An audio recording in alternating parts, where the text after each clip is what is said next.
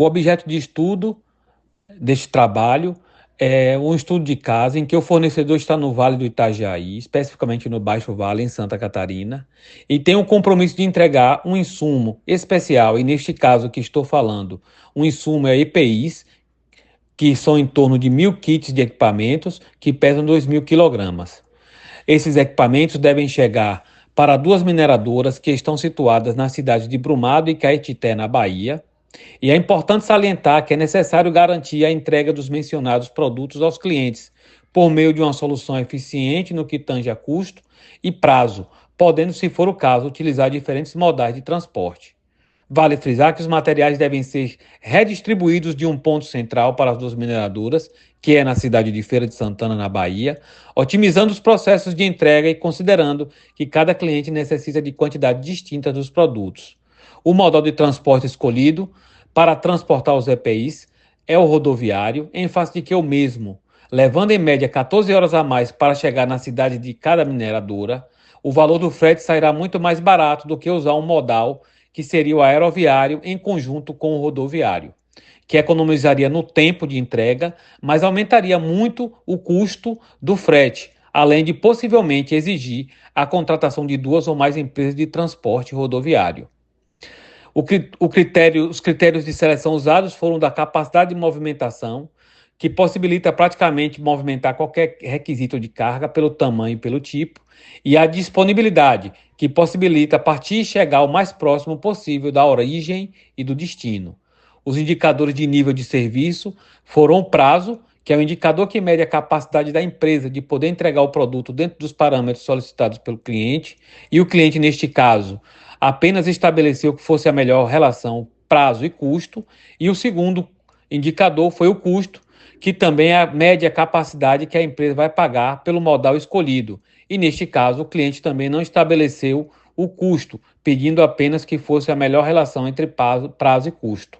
Na questão do cross-docking, é muito provável que o material de equipamento de proteção individual chegue um pouco antes dos outros produtos comprados, o que não gerará acúmulo exagerado de mercadoria no armazém, em face do volume de carga de EPIs ser médio.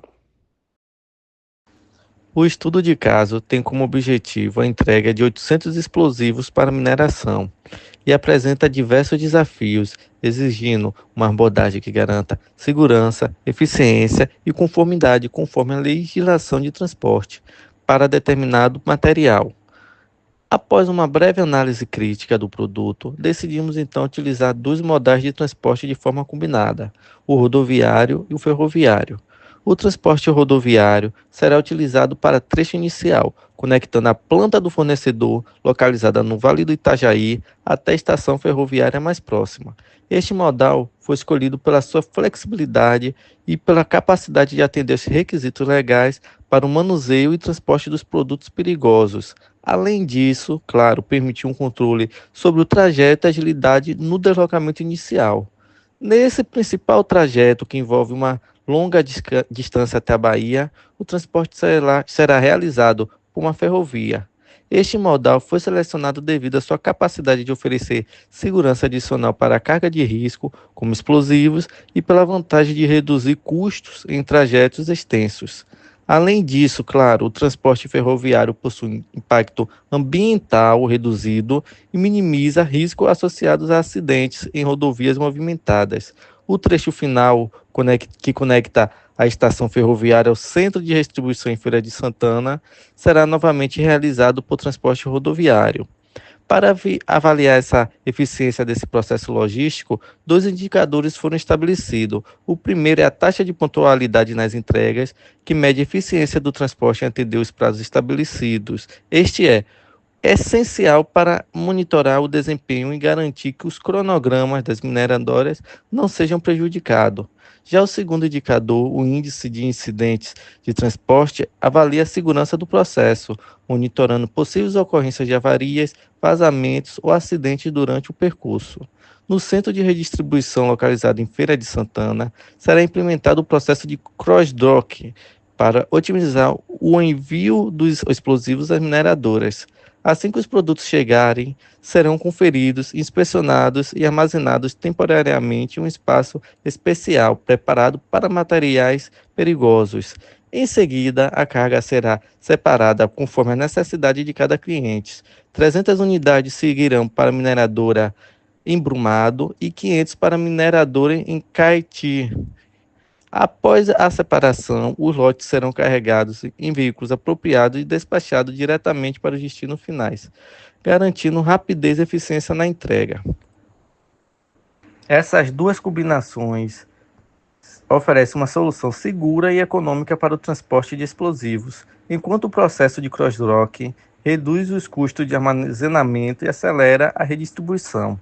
Apesar disso, há grandes desafios como a dependência da infraestrutura ferroviária e a necessidade de rigor de novos cumprimentos para a regulamentação. No entanto, essas escolhas realizam buscar e amenizar os riscos e atender às exigências de prazos e segurança das mineradoras. Olá a todos.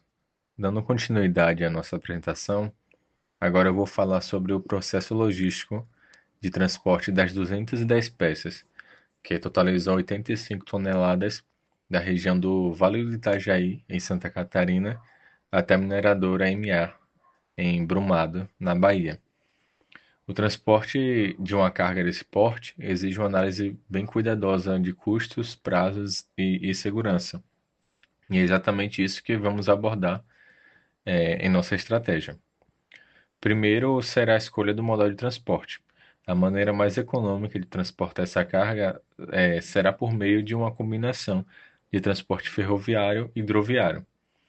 Vamos dividir a jornada de carga em 4 etapas principais. A primeira etapa, as máquinas serão transportadas por rodovia, com um trajeto aproximadamente de 62,4 quilômetros até o porto de Itajaí, em Santa Catarina. A segunda etapa, a carga seguirá por transporte aquaviário em navios adequados para esse tipo de carga, né, até o porto de Salvador, na Bahia.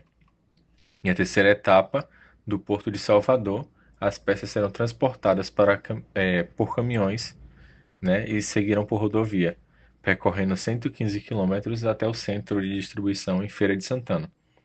E aí, na quarta etapa, as peças serão transportadas mais uma vez por rodovia, do centro de distribuição até a mineradora em Brumado. Essa combinação de modais é eficaz, pois aproveita o custo reduzido do transporte marítimo para cargas volumosas e pesadas, enquanto o transporte rodoviário garante a continuidade do percurso de forma ágil e segura. Embora o transporte marítimo tenha prazos mais longos, ele é mais econômico para grandes volumes. Agora vamos falar sobre os indicadores de desempenho dessa operação logística. Para garantir a eficiência e a segurança do processo, dois indicadores são essenciais. O primeiro é o custo por toneladas transportadas, que vai medir o custo total de transporte por tonelada de carga movida, considerando todos os custos envolvidos, como combustíveis, taxa de transbordo e manutenção. O objetivo é maximizar a eficiência de custos, buscando uma redução de 5 a 10% do custo por toneladas, comparado com operações similares anteriores. E o segundo é o índice de incidentes e acidentes, que o foco desse indicador é garantir a segurança da operação. Então, ele monitora a quantidade de incidentes e acidentes, tanto envolvendo a carga, quanto acidentes com profissionais envolvidos no transporte. E o objetivo é minimizar ou até eliminar esses incidentes, garantindo a integridade da carga, dos envolvidos e da infraestrutura. Além disso, para otimizar a operação do centro de distribuição de feira, será adotado o processo de cross-docking. O cross-dock ele permite que as peças sejam movimentadas rapidamente de um veículo para o outro, sem passar por um longo processo de armazenagem. Assim, ao chegar ao centro de distribuição, as peças serão primeiramente descarregadas e classificadas de acordo com as necessidades específicas da mineradora, verificadas quanto à integridade e quantidade e agrupadas conforme o destino final, e imediatamente preparadas para a distribuição. Como as peças são pesadas e volumosas, é essencial que o transporte no centro de distribuição seja feito de forma segura, Por isso, utilizaremos equipamentos especializados como guindastes e caminhões com plataformas específicas. Além disso, para garantir o controle e a segurança do processo, utilizaremos sistemas de monitoramento para permitir o rastreamento das peças em tempo real. Após o cross-docking, as peças serão enviadas diretamente para o destino final, na mineradora em Brumado. Então, concluímos que essa operação logística foi cuidadosamente planejada para ser eficiente e segura, ao combinar modais de transporte rodoviário e marítimo e ao aplicar o processo de cross-docking, conseguimos otimizar custos, reduzir prazos e garantir a segurança da carga e das pessoas envolvidas.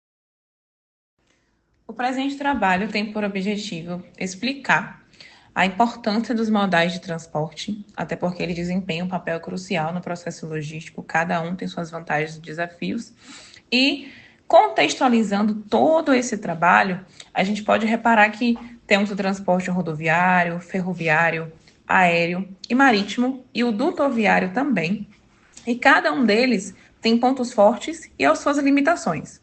Os pontos fortes do modal rodoviário seria a flexibilidade, a rapidez em curtas distâncias, permite transporte porta a porta, é acessível até porque as redes rodoviárias são extensas. As limitações seriam o custo elevado, principalmente para longas distâncias. O impacto ambiental também é um ponto bem importante a ser tratado como uma limitação.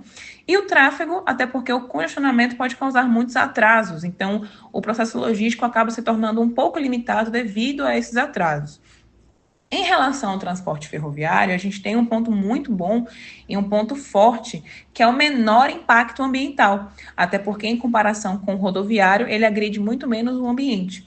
É eficiente em longas distâncias, ideal para grandes volumes e distâncias maiores. O custo-benefício também é muito bom, até porque é um transporte mais econômico para cargas pesadas.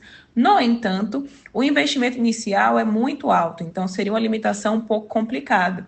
A infraestrutura ferroviária é cara para construir e manter.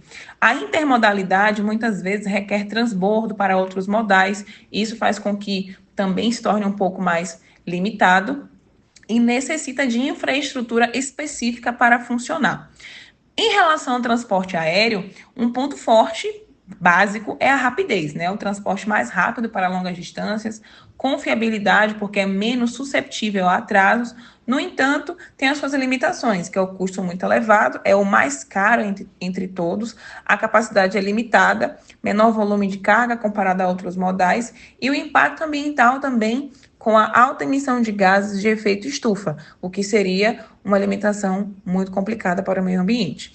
Em se tratando de transporte marítimo, o ponto forte que a gente teria seria uma capacidade ideal para grandes volumes de carga. Então, se um modal logístico que precisa de um transporte de altas temperaturas, não, de um transporte que precisa de um modal que seja suportar, no caso, a grande quantidade de volume, ele suporta. Limitação: tempo de trânsito longo, transporte mais lento, a infraestrutura portuária necessita de portos bem equipados e depende de condições climáticas e portuárias. Então, o mar interfere, o clima do ambiente também acaba interferindo nesse modal.